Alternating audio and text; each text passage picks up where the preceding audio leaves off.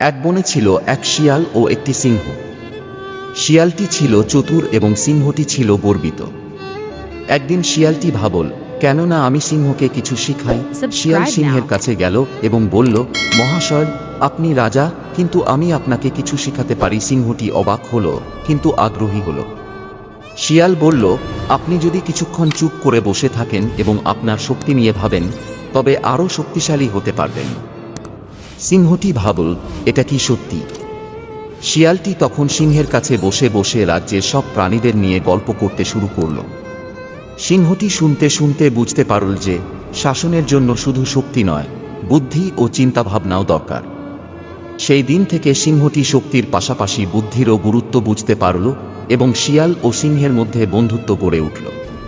তারা একসাথে বনে শান্তি প্রতিষ্ঠা করল। এভাবেই শিয়াল ও সিংহের গল্পে বন্ধুত্ব ও বুদ্ধির মূল্য প্রতিফলিত হল।